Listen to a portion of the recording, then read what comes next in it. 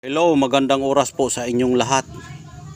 Ito, meron tayong bagong nakuha sa kagubatan. Kagubatan na may bukid doon sa amin, may nakikita akong mutya sa puno po ito ng yung bagi na tinatawag nila na panyawan. Ito.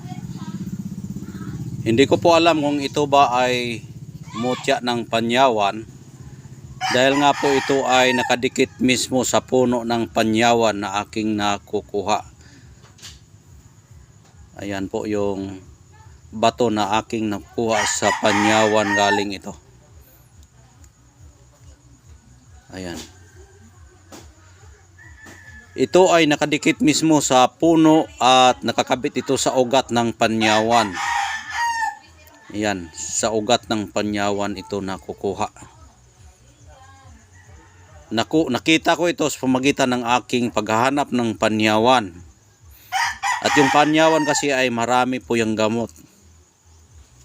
Maraming gamot, kaya meron tayong nakuhang bato at kakaibang bato. Ito ay nakuha ko araw po ito ng Biyernes at ito ay unang pagsikat ng araw, ito ang unang nakita ko. At napakakintab po ito sa aking pagtingin na ito'y natamaan ng pagsikat ng araw. At doon mismo, pagsikat ng araw at doon unang matamaan sa liwanag ng araw, yung mismo ang puno ng panyawan. At ito ang unang natamaan at nakita ko agad siya, napansin ko dahil nga ito'y lumiliwanag na napakasilaw po. Ayan. At hindi ko sana ito makita dahil nga po ang purpose ko sa pag-akyat ko sa bukid, yung panyawan aking hinahanap. Dahil ang panyawan kasi ay gamot po yan sa diabetes at sa pangkalahatan na po yan. Dahil yung panyawan kasi mabubuhay yan kahit walang puno o kahit hindi mo na itanim yan. Dahil meron akong nakikita sa kapitbahay namin na ang kanyang panyawan ay inilagay lang niya sa bakod niya kahit hindi na niya itanim, at tumutubo naman at napakarami doon sa kanilang bahay. At napakalayo naman doon sa kanila, kaya hindi ako nakapunta sa kanila at pumunta ako doon sa bukid dahil malapit lang yung bukid sa amin. Kaya paghanap ko ng puno ng yung panyawan o makabuhay na panyawan, ito po ang una kong nakita doon mismo sa puno niya, at ito ang unang natamaan sa liwanag na sikat ng araw. Kaya kinuha ko siya at tinitingnan kong mabuti kung ano ang itsura sa liwanag na yon. Pagtingin ko, ito po ang aking nakikita. Ayan. Kung titingnan nyo talagang mabuti yung hitsura, ayan po yung hitsura. Para din po siyang panyawan na may mga bukol-bukol. Pero yung kanyang bukol ay may halong liwanag na sikat ng araw. Ayan, may halong sikat ng araw yung kanyang bukol. Ayan. Ito, katulad nito, dito yan, nasisikatan siya ng araw. Pero noong nasisikatan ito ng araw dati, yung una ko pang nakita nung Friday, lumiliwanag po ito siya. Lumiliwanag yan. Ayan. Kung titingnan yung mabuti, para siyang sa dagat siya tingnan na mga bato. Pero kung ayusin mo talagang pagtingin niya, hindi naman siya sa dagat. Dahil ngayon sa dagat, iba ang hitsura. Ito, iba rin. O marami siyang ugat na mga grooving sa kanyang katawan, at mayroon siyang sikat na araw na napakaliit. Katulad yan, sikat ng araw, napakaliit. Yan o, sikat ng araw. Ayan, bawat butas po yan ay sikat ng araw. Ayan o.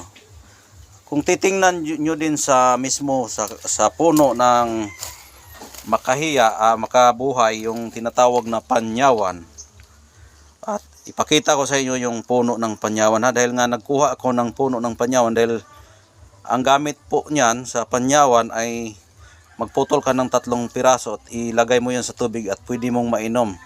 Lahat ng mga sakit sa iyong katawan ay makukuha. Ipakita ko sa inyo yung hitsura, no? Hitsura ng panyawan. Ayan po yung hitsura ng panyawan. Ayan, oh. Yan po yung dahon niya. Ayan po yung hitsura ng panyawan. Ayan, marami siyang bukol. At ito, ang batong ito, nakuha ko yan sa puno mismo nito. Ito yung nakuha ko sa bukid. Itong panyawan na ito. Ayan, kung titingnan nyo yung bato niya na nakuha ko sa puno mismo ng panyawan na dumikit, marami siyang butas-butas na meron din siyang mga liwanag-liwanag na sikat ng araw. Kung tingnan nyo yung katawan ng panyawan, katulad nito, oh, panyawan yan.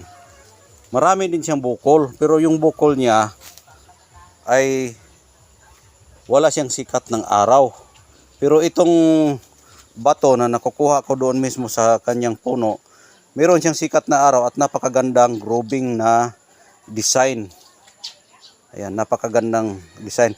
Ito kasing panyawan ito, galing ko ito doon sa aking pinagkukunan. Dahil nga ito, puputulin mo lang yan dito, ganyan, ilagay mo sa pitchel, ayan, 3 piraso. Napakasarap yan inumin kapag may sakit ka sa arthritis, high blood, rheuma, sa mga anti-cancer po yan, gamot po yan. Kaya ang lasa po nitong panyawan ito ay napakapait po. Napakapait po yung lasa niya. Ayan po yung puno niya. Ayan. Nilagay ko lang yan dito para tumubo siya sa taas. Ayan, oh. Sinabit ko lang yan dyan para tumubo siya. Ayan. Kaya yan po ang aking pinapakita sa araw po na ngayon. Ayan po yung kanyang bato na nakuha ko sa puno mismo ito na panyawan na aking pinagkukunan. Ayan. Hindi rin ako magsabi na iyan po ay mutya. Ang maisabi ko lang, yan po ay bato. Na galing po, nakuha ko yan, galing po yan nakuha sa puno mismo ng panyawan. Ayan. May nagsasabi na ito po daw ay galing sa dagat, pero hindi po ito galing sa dagat. Galing po ito sa puno ng panyawan. May nakikita na akong bato na galing sa dagat, hindi ganito ang hitsura o kanyang grooving. Kung ikot-ikutin ko yan, kung pagmasdan yung mabuti, kung ano ang hitsura niya, ayan, makikita nyo naman na ma-compare nyo sa yung pagkikita sa mga batong galing sa karagatan, na yung tinatawag na corals, ma-compare mo yan dito. Ito ay hindi talaga, kakaiba talaga siyang bato. Hindi siya katulad nung sa dagat na inyong makikita. Ayan, pagmasdan yung mabuti. Ayan, kahawig lang sila pero iba talaga siya. Iba siya sa sa batong corals na galing sa karagatan. Ayan, oh. Mayroon pa siya mga groove, oh. Ayan, oh. May mga groove pa siya. Napakalakas po yung aura niya kahit nga yung video ay mag-blurred siya dahil nga malakas yung kanyang aura o power. Mayroon kasing virtud ang mga batong ito na mga kakaiba o miracle na bato. Dahil tinatawag ko po ito miracle dahil nga bakit po may bato doon mismo sa puno na nakadikit sa puno ng panyawan. Kaya pagkuha ko doon, nagdala ko ng mga 1 meter, tapos yung iba pinutol ko, nilagay ko sa pitchel at iniinom ko po yan. Kung may magpapagamot, yan po ang aking pinapainom. Depende po sa sakit ng tao. Tapos yung kalahati, nilagay ko lang doon sa puno para magtubo siya dahil nga hindi mo na yan kailangan itanim pa, isabit mo lang yan sa mga bakod-bakod, tutubo yan. Kaya iyan po ang ugali ng panyawan. Gamot po yan. Ito, kung ikay naniniwala dito na kung ito talaga ay mutya o bato na galing ito sa panyawan, ito'y magandang gamitin sa panggagamot. Ito, ibabad mo lang ito sa tubig at inumin mo yung tubig niya. Ayan. 15 minutes simula yung ibabad mo ito, pwede mo nang inumin. Mawala yung mga sakit-sakit mo sa yung kalawasan. Kung basahin mo yun sa espiritual yung katawan ng panyawan o kinaiyahan sa panyawan, ay bakit siya nabubuhay na hindi naman siya itinatanim sa lupa. Kaya maganda rin ito proteksyon sa palipad hangin dahil nga tinatawag ito hanging plant dahil nga po nabubuhay siya sa hangin. Ayan. Nabubuhay siya at kumakatay lang siya sa itaas ng puno na wala siyang puno. Kaya maganda ito gamitin sa proteksyon sa mga palipad hangin, barang, ulam, paktol, usik. Ayan po. Yung maganda rin ito sa proteksyon. Kung napapansin nyo, yung cross, nagpasaan si Jesus Christ ng cross, mayroong nakasabit doon na kinukurunahan yung ang ating Panginoong Hesukristo. May corona siya na parang maraming barbed wire. Kung i-imaginein mo yan, para din siyang barbed wire na panyawa na tinatali sa ulo ng ating Panginoong Hesukristo. Kaya ang mga yawa dito at mga satanas ay matatakot talaga dito sa